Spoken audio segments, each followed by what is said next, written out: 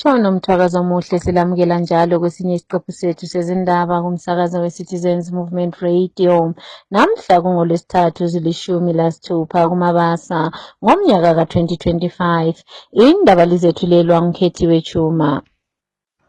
Kwesigijima phambili namhlanje. Ukubambana lokuqhutshwa kokhetho ngendlela eqondileyo yikho kusemqoka ukuze kube lentuthuko elizweni, kutsho uMongameli uChamisa. Ilunga ledale lephalamende lithi kusheshiswe kuqondisiswe umthetho obhekana lenyamazana zasendle. Sekube lokumemezela ukuvela ebantwini ukuthi kuphenyisiswe kabanzi ngokubulawa kwamalunga ebandla eliphikisayo. Nanzi indaba ngokuqoneyo.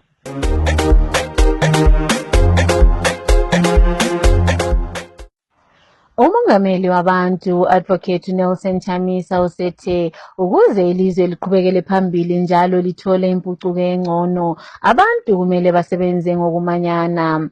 Umongameli uChamisa uye waqamba izinto ezimbalwa ezifana lokhetho oluqhutshwa ngendlela eqondileyo, ukuvumelana ekulungisisweni kwezinto kanye lemthetho elizweni yikho kusemqoka ukwenza kube lokuthuthuka elizweni. Uye wenza umzekeliso ngelizwe lase-South Africa lapho wathe kulohulumende womanyano kanti njalo konke kuhamba ngendlela eqondileyo ngoba kusetshenzwa ngokumanyana. Siye saxhumana lomunye wabalandeli bakamongameli uChamisa, uThoni Shaba, osiphe imbono yakhe mayelana lenkulumo kamongameli uChamisa. Ake sizweni. Kazwai maZimbabweans, kazwai ma-citizens. Aiwa tinotenda nemashoko ekurudziro abva kuna President Nelson Chamisa. Ini kana ndakatarisa ndisi kuona ari mashoko chete. Ndikuona mine zvakavigwa zvakawanda mukati memashoko iwayo zvisati zvaibva zvokuburitswe pachena asi mune zvakawanda zvirimo. Izvi ndikuzvitaura ndakatarisana nerevolution, Geza Revolution inova yekutsviridza iriko. Then vachitauro vekugeza revolution vanotungamirira vachiti vanoda kubatana navaChamisa uye vachitaurawo nyedza kuti maZimbabweans ngatibatane. Chakakonzeresa kuti demonstration ya31 ichadza kubudirira inyaya yekuti vanhu vazhinji vanoda vaChamisa. Ipapa ndipo pakabva panokubuda picture yese ipapapa. Ipapapa ndipo yakabudira apa kuti vanhu vakawandisa vacho vanoda vaChamisa and they will not do anything kana vaChamisa vasina kutaura. Saka kana vaChamisa vachitaura language yekubatana ndinoona kunge it's a positive thing because havangataura kubatana vasoda kubatana nevari kutaura kuti ngatibvise Mnangagwa. Anomaona vanhu ava hativadenda, hativafariri ende hatifariri ajenda yavo yekuti ngatibvise iyo Mnangagwa tise vachiwenga nekuti ndiwo vice president. Aiwa hatide, tinoda nyaya yekuti ngatidzokerei kuma-elections a2023 kuti akafamba sei. Handiti ndo nyaya yatinoda kuti titaure, toita transitional authority, topfuurira mberi pozoitwa ma-elections free and fair, posarudzwa mutungamiri anodikanwa nevanhu. Saka kana vaChamisa vachitaura nyaya yekubatana tinoigamuchira nemaoko maviri because it is the beginning of good things that are to come. The new great Zimbabwe is coming, hama dzangu. We must believe and we must trust. Chinoita kuti tese titeerera vaChamisa ivision yavainayo. Machechi chaicho anoteerwa nevanhu aya, maorganizations akasiyana siyana atinozivawo isu. Chakaita kuti vanhu ivavo vazobudira vasvike pavari ivanhu vakanga vachivatevera ende vanhu ivavo vakanga vachitenda vision yakanga ine munhu iyeye. Vision inenge ine munhu wana anenge ari kumberi. Vazhinji toteera toti no, we want to enable that vision kuti ibude because haasi munhu wese ane vision yemhando iyoyo. So we believe kuti tikabatana tikafollowa vision iyi tinogona kuita something. Ende kana tikazogona kubatana neava vakapandukira ZANU-PF vakazoshunirawo meso vakaona kunaka kwedemocracy, kunaka kwevision navaChamisa nekuipa kwakaita ZANU-PF nezviri kuitika mukati mairi. We thank God kuti vakashunira meso vakaona. Saka we believe kuti kana vakabatana vaChamisa vounza vanhu ava vanagezawo vomirawo nepawo pavanomira because mahovheti tinovada nekuti ndo vagara vachimbokonzesa kuti vaChamisa vasapinde mupawa. Saka kana vachiratidza kuti vanenge vakuda kuti vachipinda mupawa then tinovada, hativarambe isu, tinozvigamuchira. Tinotenda maZimbabwe. Sekulabantu abali-12 abalahlekelwe izimpilo zabo kwathi abangama-32 balimala ngokuhlaselwa zinyamazana zendle enyangeni ezintathu ezidlulileyo. Lokhu kuye kwavezwa ngomela womama edale lephalamende esabelweni saseMashonaland West umhlonishwa uMusa Mrombetsi osetheka kuthathwe amanyathelo masinya ngokuqondisisa ukungahambisani kuhle kwempilo zabantu kanye lenyamazana zazendle ukuze kuhlengwe imphefumulo yabantu kanye laleyo ezinyamazana ezigcinwa emakhaya. Uye wakhala njalo ngokuthi akukabi lempumela ngomthetho ofakwayo okuqondisisa owezinyamazana zasendle lo okumele ukhangelisise impilo zabantu kanye lenyamazana zasendle. Ake sizweni okuningi okuvela kumhlonishwa uMrombetsi. Yes, on human-wildlife conflict, I'm deeply concerned about the ongoing human-wildlife conflict that is claiming lives, injuring innocent people, and devastating our rural communities. You find out that in the last 3 months alone, and according to Zimpax, at least 18 lives have been lost and 32 people have been injured due to wildlife attacks. These are not just numbers, they are lives of our fellow Zimbabweans, they are lives of families, they are lives of farmers, and lives of our community members who are caught in the crossfire between conservation and survival. Livestock, which many depend on for their livelihoods in our communities, they are also being lost in large numbers to wild animals. Yet, despite this alarming situation, there's been little to no progress at all on the Wildlife Amendment Bill, which has the potential to address some of these issues. And this bill has been sitting idle in Parliament for far too long, leaving our rural communities and those communities that live on the border with national parks vulnerable and without the protection they so desperately need. And the need for urgent action cannot be overstated. Every day we delay, more lives are lost. We cannot afford to wait any longer for a solution. This bill must be fast-tracked to ensure that we can implement effective measures that protect both human lives and wildlife, while also providing sustainable solutions for our communities. And as we continue to experience the effect of climate change, the frequency and intensity of the human-wildlife conflicts will only increase. And it's crucial that we act now, not just for the sake of our farmers, but for the future of our communities and the harmony between humans and wildlife that share our land. And I can only call upon fellow parliamentarians and the government to speed up the Wildlife Amendment Bill. Our people cannot wait any longer. Izolo kufikise iminyaka engama-25 selokhu kwabulawa amalunga ebandla eliphikisayo ele-MDC abathi uTichawona Chiminya kanye loTalent Mabika ababulawa bephila ngokushiselwa emotweni yabo. Omunye walabo abasinda kulesi sigameko uSanders Makombe uthi kumele umthetho uthathe indawo yawo ukuze abalingani bakhe labo abashiselwa phakathi bathole labo ukusothiseka lapho abalele khona. Uthi iloba besaziwa labo bantu abenza lokhu, umthetho kawukaze ubalethe njalo enkantolo ukuze bamelane lamacala abo. Esabelweni saseMashonaland Central, uWillard Jemetse walahlekelwa ngumdeni wakhe lo owabulawa ngamalunga ebandla leZANU-PF ngomnyaka ka-2008. uJemetse uthi umthetho kawuthathe indawo yawo njalo kuhlawulwe labo bantu abahlukumezeka ngodlame olwenziwa libandla leZANU-PF.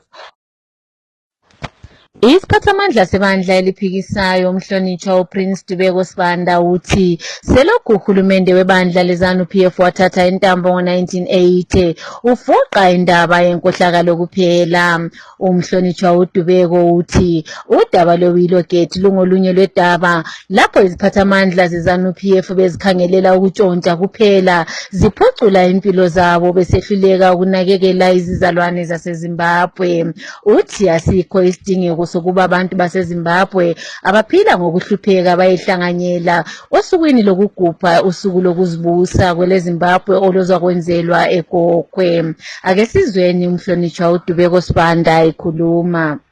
Ilanga likazibuse lilanga elisikhumbuza indlela abantu bakithi abasukuma ngayo ngendlela ezitshiyetshiyeneyo besuka endaweni ezitshiyetshiyeneyo besenza imisebenzi etshiyetshiyeneyo ukuthi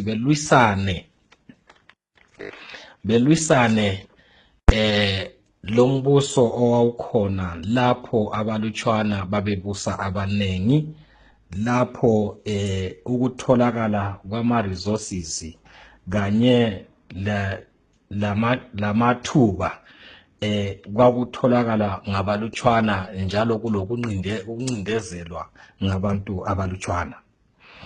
Lifuze libe lilanga lapho esijabula khona sicabanga ukuthi umbuso wabalutshwana sawunqoba. Okubuhlungu ukuthi ngemva kweminyaka engama-45 sithole uzibuse, amaZimbabwenzi abona angani umumo esikuwo kathesi uyedlulwa imumo owawukhona ngesikhathi kubusa abelungu, ngoba ngaleso sikhathi kwakungani kungconywana. Kathesi akulazibhedlela ezisebenzayo. AmaZimbabwenzi ayakhumbula indlela okubhubhe ngayo umhlabeleli uThatenda Mpintshisi ekhalela ukuthi ethole nje amaphilisi okuthulisa ubuhlungu ngoba bekungela lutho akade bengamnika lona esibhedlela. Singakhuluma ngemigwaqo yona ayihambeki, abantu sokunzima nje ukuthi befika emakhaya abo kumbe besuke kwenye indawo beqonda kwenye. Ngalesi sikhathi yikho esesibona khona abalutshwana kakhulu besiba yibo abathola amathuba njalo bethola izimali zakuleli lizwe, njengoba ke kufuze ukuthi ube yimuli yalo obusayo kumbe ube yilabo okuthiwa yibo abaphiwayo imali ze-corruption ngaphakathina kwaleli lizwe. Akula lutho esingayaluthokozela mhla ka-18 April walunyaka. Kulokuthi abantu bephume besiya ku-independence, ngibona kulilanga lokuthi abantu bezihlalele emakhaya abo bebuzane ukuthi kambe khona lokho okwalwelwa ngabalweli benkululeko kungayenza njani ukuthi njalo kuphinde kutholakale. Kabahlale phansi abantu bemanyane behambe bethi lokhu okukhona sakufune asikukhiphe bese siyafaka ke okuyikho ababekukhangelele mhla ka-18 April 1980 kutholakala uzibuse. Isiphathamandla sebandla eliphikisayo Stephen Sarkozy Chuma uthi ukuboshwa kwabantu kwezepolitiki lokuvalelwa lokhu okwenziwa ngumongameli webandla leZANU-PF Emmerson Mnangagwa kakuhambisani lalokhu okwahanjelwa empini. Uchuma uthi kuyayangisa ukuthi ilizwe selisiyagubha iminyaka engama-45 selokhu lathola uzibuse, kodwa imithetho esetshenziswayo kulokho kuyiyo leyo eyokuncindezela abantu ukuze bangakhulumi. Ake simzweni uChuma ekhuluma. Yes, pre-trial detentions, abductions, torture, political arrests, as well as denial of bail to opposition members, journalists, and members of civil society clearly shows the liberation legacy. Clearly, Emmerson Mnangagwa has shown that he is antagonistic to the liberation agenda, an agenda where citizens are expected to have their freedoms in line with the constitution of Zimbabwe. But what Emmerson Mnangagwa is doing is insulting the liberation agenda by making sure that he commits sins of injustice, just like the Smith regime. So, as we speak, with just 2 days to go before the nation celebrates Independence Day, we have 98 individuals who are in pre-trial detention simply for demonstrating in the streets of Harare, of which demonstrations are guaranteed by the Constitution. As we speak, we have a journalist, Blessed Mhlanga, who has today clocked 51 days in pre-trial incarceration for simply doing his work. So what we see here is that Emerson Mnangagwa is using colonial repressive methods to silence citizens of Zimbabwe from speaking about corruption, to silence citizens of Zimbabwe from speaking about the collapse of the economy. This is not the Zimbabwe that we want as citizens. We want a Zimbabwe where citizens are free to air out their views with regards to how they want to be governed. Namhlanje iqula lethu lomsakazo we-Citizens Movement Radio like langena emgwaqweni yaseChitungwitsa ukuze lizwe imbono yezakhamizi mayelana losuku lokuthola uzibuse kweleZimbabwe. Iningi lezakhamizi esikhulumisane lalo lithi izinto seziye zaba zimbi kakhulu selokhu kwathathwa uzibuse lokubusa kwebandla leZANU-PF. Ake silaleleni. Makore 45 Zimbabwe ichitongwa nehurumende yechitema. Zvinorwadza kuti titi makorokoto nekuti chekukorokotedza chacho hapana. Chinokorokotedzeka chete chinenge chichigutsa ruzhinji. Kubva nyika ichitorwa kuvachena ichiunzwa mumaoko mavatema. Hatina kuona kugadzikana kwakanaka mukati menyika. Takaona kubva nyika ichitorwa kubva gore 1980 hama dzedu dzichishungurudzwa kunana matebhererende vachiuraiwa vachidii izvozvo zvega izvo yakatongoita nhanganyaya yekuratidza kuti hapana kwatanga tichiinda. Kudzamara taona kubiwa kwezvinhu, kutorwa kwezvinhu, kuparara kwemaindastiri. Takatarisa sevana veZimbabwe. Anenge asimudza musoro anonzi aiwa uyu ngaatemwe musoro chaiwo, kwete kutotema makumbo, nekuti kukatotemwa musoro kutofaka. Saka zviri kutotirwadza isusu sevamwe takazoberekwa mugore rekutorwa kusunungurwa kwenyika, nekuti kutongwa kwenyika chaiko hatikuzive, uyezve kutongwa kwenyika chaiko hatina kukuona. Zvinozopa vamwe variko mazuva ano vechidiki vofunga kuti kuti pamwe utongi wechichena wakanga wakanaka. Saka chatiri kuchema kana kuti chatinokumbira kuhurumende yevatema, dani yagona kuita hurumende yegutsa ruzhinji, kureva kuti ari kumaruva, ari kumadhorobha, vari muzvipatara, kudzidzo, zvose zvinosimudzirwa kuti nyika yedu ivakwe seZimbabwe. Saka shoko rangu randinaro kuvana veZimbabwe ndinoti pamakore 45 atatongwa nehurumende yechitema, ndinoona misodzi yavo ichiyerera, asi kuyerera kwemisodzi yavo kuchapindurwa nerimwe rezuva. Asi chatinokumbira kuhurumende yechitema iri kutonga, tinokumbira kudeno vativandudzirawo zvakasiyana-siyana, dzidzo, vativandudzirawo muzvipatara, vativandudzirawo ugaro hwedu. Kana iyo mari yatinotsvaka chaiyo usiku nesikati iwanikewo pese pese, kwete kuita mari yekuita kusvinirwa kunzi aiwa tinombokupaiwo iyi kuti mushandise, nekuti chinonzi hurumende vanhu. Vaya vari kumaofisi vaya simba ravo tisi takaritakura kunoku. Saka naisuwo tikararama tiine nzara kunoku, ivo vachiguta vari vashoma. Handione kuti tingakorokotedze Zimbabwe tichiti makorokoto Zimbabwe, nekuti kutoti makorokoto Zimbabwe tichitaura zuva ranhasi zvinorwadza. Isu takawana hurumende yevatema iripo, asi kune vakaona hurumende yevachena iriko, vane mazwisiso nemaziviro avakazviita. Asi isusu tiri kuona sekunge hurumende yevachena yakanga iri nani, uyezve yaitonga zviri pajekerere. Atende. Abafundisayo eYunivesithi yaseZimbabwe bathi kusukela namhlanje abazi kusebenza ngenxa yeholo eliphansi. Bathi bafuna imali le eyayilungiswe ngomnyaka ka-2018 lapho owayehola iholo eliphansi wayethola imali engange-2,500 edoleni laseMelika. Kusenjalo inhlanganiso zamatitshala zithi ziyakusekela lokhu ngoba iholo labantu livele liphansi. Ake sizweni umsekeli kanobhala jikelele wenhlanganiso ye-ATUZ uMnyaradzi Masiyiwa esinika ukunengi mayelana ngalolu daba. As teachers under the banner of Amalgamated Rural Teachers Union of Zimbabwe, we are solidly standing shoulder to shoulder in solidarity with the educators at the University of Zimbabwe. We stand toe in toe with them as they embark on a legitimate and justifiable job action.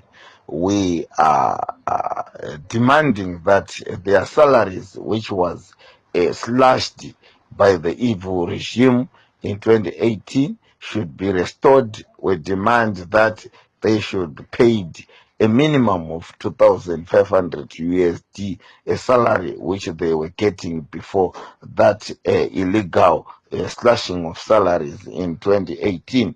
We encourage also other universities to join in hands with the University of Zimbabwe, because the struggle with the University of Zimbabwe is not specifically for University of Zimbabwe lecturers only, but it is a struggle for all lecturers in the country. It is a struggle for all educators. It is a struggle for teachers. It is also a struggle for students in Zimbabwe, because when lecturers go into a strike or into a job action, it disturbs the smooth flow of learning at these learning institutions. So we urge the government to urgently take swift action in addressing these challenges, because before they go out of hand. We urge the state institutions to reinstate all lecturers who were suspended because of demanding a legitimate fair wage, because of embarking on a legitimate collective job action. We don't accept circumcision of the constitution. We don't accept brutal tactics that may be employed to all workers who may engage in job action. This must stop forthwith. Usaziwayo wezokuthengiselana kanti njalo elwela amalungelo abantu Robson Chere uselande inkantolo ephezulu lapho wadinga khona ukubhadalwa imali engange-550,000 edoleni leMelika ngohulumende waseZimbabwe ngoba wathunjwa wahlukunyezwa egcekeni laseRobert Gabriel Mugabe elezindizamtshina kumnyaka ophelileyo. uChere obhekane lamacala ukuthi akaziphathanga ngendlela eqondileyo usebophiselo ongukomishina wamapholisa, ungqongqoshe okhangele ngogatsha lwezamapholisa kanye lomunye walabo othi wamhlukumeza ngesikhathi ethunjiwe uTafatwa Hunda. uChere umelwe ngamaqwetha enhlanganiso yeZimbabwe Lawyers for Human Rights. Lo owayengusodolobha waseHarare uBernard Manyenyeni uye wavela namhlanje enkantolo yeHarare esetheswa amacala ngokungasebenzi kuhle ofisini lakhe. uManyenyeni kanye lalowo owayeqondisa kuleli dolobho uJosephina Ncube betheswa amacala okukhwabanisa lokutshontshela idolobho laseHarare imali engange-20 million edoleni laseMelika ngemva kokuba bevumele inkampani ebizwa ngokuthi Shelter Zimbabwe ukuba ithengisele abantu amagceko okwakha lawo ayengalungisiswanga eMavuku Tafara. Ke sikhangele kwezemidlalo emidlalweni ye-UEFA Champions League edlalwe izolo kusihlwa i-Aston Villa ize emuva ngemva kokuba inqobe i-PSG 3-2 eVilla Park, kodwa ukudlala kwabo akubenelisanga ukuba badlulele phambili ngoba ngokulinganisa kwamagoli banqotshwe 5-4. Kwathi iBorussia Dortmund layo inqobe iBarcelona 3-1, kodwa kabenelisanga ukuba badlulele phambili ngokulinganisana kwamagoli bedliwe 5-3. Kusenjalo emidlalweni ezakudlalwa namhlanje kusihlwa iReal Madrid izakubhekana le-Arsenal, kuthi i-Inter Milan yona izakubhekana le-Bayern Munich eSan Siro.